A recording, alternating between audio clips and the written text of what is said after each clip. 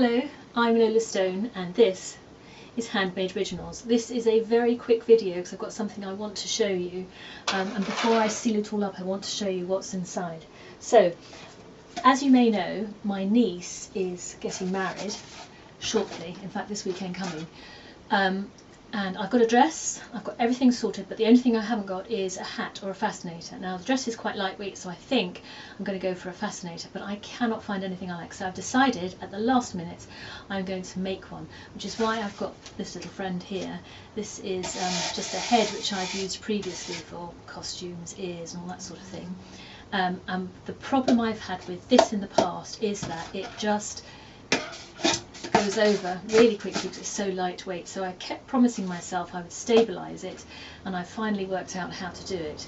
And what I've done is I have chopped off the whole of the bottom, as you can see, with a big carving knife with a serrated edge.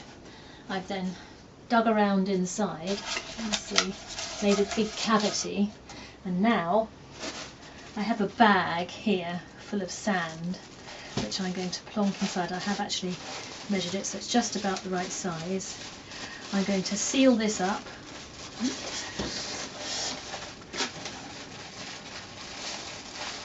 With sellotape. Leave an extra pair of hands here.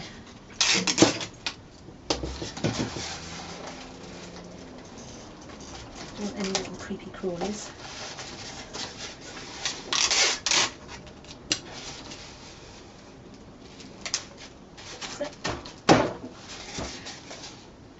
Completely flat, and then what I'm going to do is I've left the lid, which is the bit I cut off in the kitchen, which I'll go and get in a minute, and then I'm going to use hot glue all around here, and I'm going to stick it back on. Hello, I'm back, and I have the lid to my head. Now what I'm going to do is quickly, this is my hot glue gun, do not be without one, they're absolutely brilliant little bits of kit. So I'm going to just run a line of hot glue all the way around the edge here. Right, so I think that's a good seal. That, I'll put it the right way around, and get it on.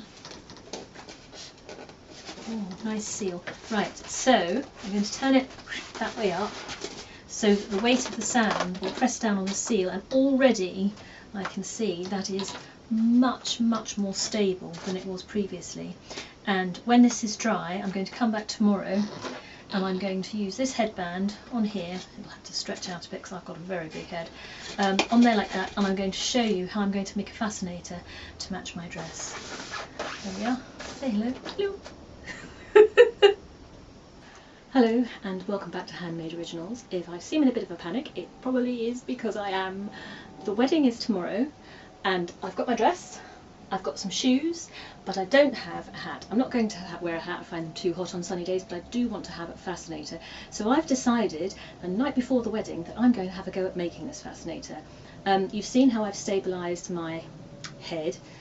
Not my head, that head, the polystyrene head. So now I'm going to just put together some bits and pieces, hopefully to make something small but sculptural and interesting and lightweight on my head, because I don't like heavy things on my head.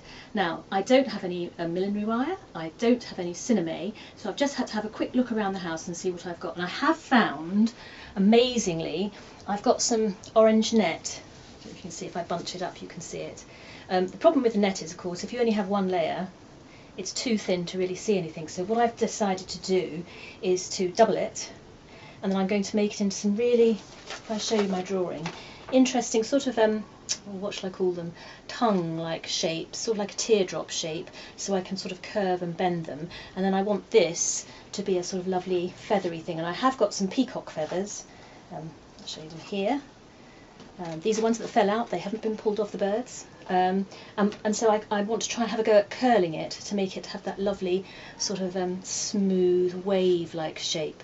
So first thing I'm going to do is to make these sort of tongue-like things, and I'm going to make it from this. I'm going to double it up, and I have discovered, this isn't the first one, I have to confess, I have made a couple before, And so I found a better way of doing it, because initially I just sort of cut them by hand and they slipped all over the place, and then I sort of lost the edge. So what I did this time was, rather than tack around the edge, I tacked the middle to hold it steady, so that when you cut it, it stays put, and then when you sew it, it stays put. You need to put something around the edge as well.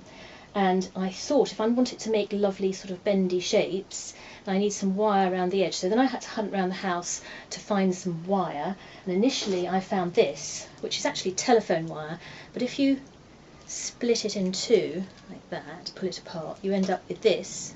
So if push comes to shove, you can use that sort of thing, although it's quite bouncy, it doesn't take a lot of weight. So I thought I wanted something a little bit more robust than that. I had another look around the house, and I found I had some floral wire tucked up in a cupboard, which is actually better because it's much thinner, but it's quite strong as well. So that's what I'm using. And as it happens, if I curl it round, if you can see that shape, that's about the size of the pieces I want to make. So perfect, sometimes serendipitous when you end up with these things. You can probably see it against the dark background there.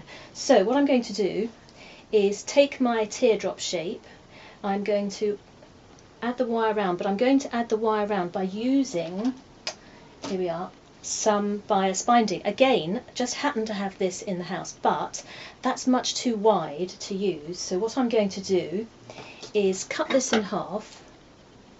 Just show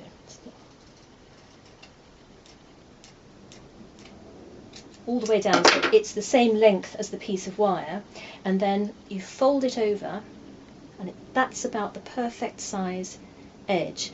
And then I'm going to put it under the sewing machine and zigzag round, and hopefully the piece of sewing in the middle, the tacking in the middle, will hold the net in place, and then I can go all the way around, have bias with wire inside it all the way around, and I'll end up with a nice shape that I can then sculpt to go on my head, on the band which I showed you earlier in the earlier tape.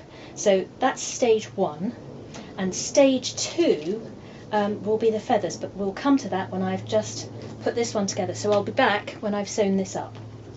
Hello, I'm back, and here is the little teardrop shape which I've now made. If I hold it like that, you can see it against the dark wall. Let me hold it up closely so that you can see. All I've done, it's not brilliant stitching, I have to say, but I've just literally zigzagged around the edge, and then the wire is tucked inside. And then the brilliant thing about this is you can just, and it holds the shape. So anyway, so this is the fifth one that I've made. Whenever you're making clusters of anything, it's always better to use an odd number because they just look more appealing to the eye. So let me get my now very heavy and very stable head here.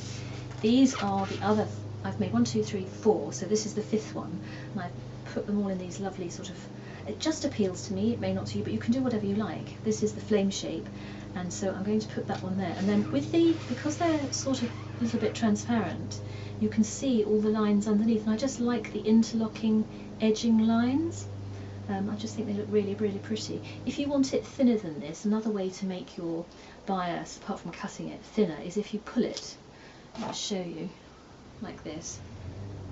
You see, it stretches it out because it's cut on the bias, and because it's a little bit gluey, it just holds its shape. So what I'm going to do now is, and the brilliant thing also about having a polystyrene head is you can just go, and nobody cries. So I can just stick that there.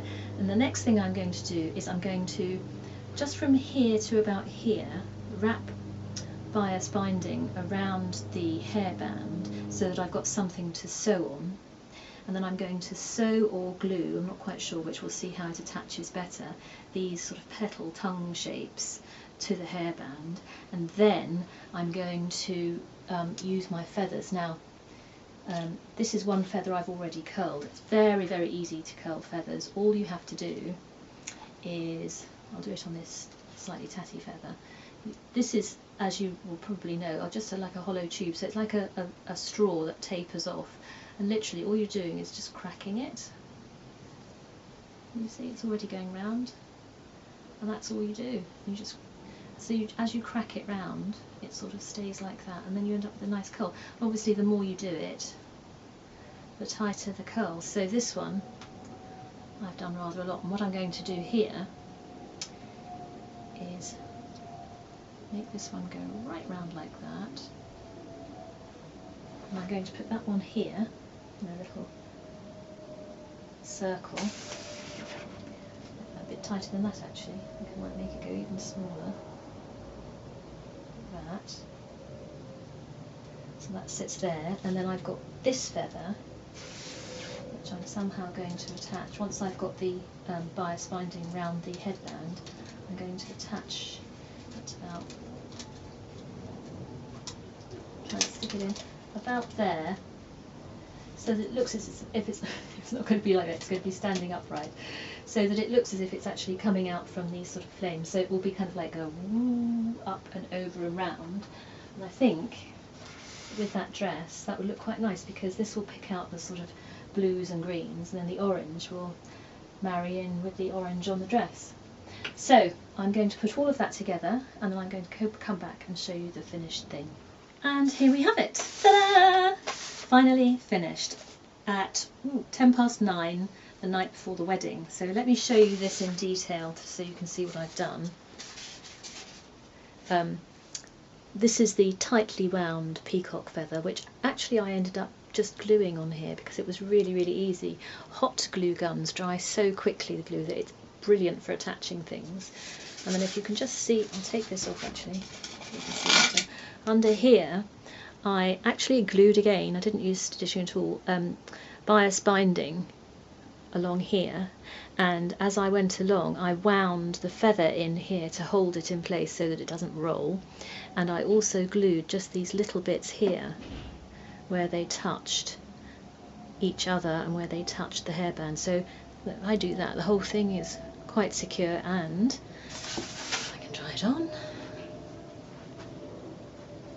If you can see, very light, very secure, and I love it. And finally, we're ready for the wedding. Ready for my close-up. Have a go yourself.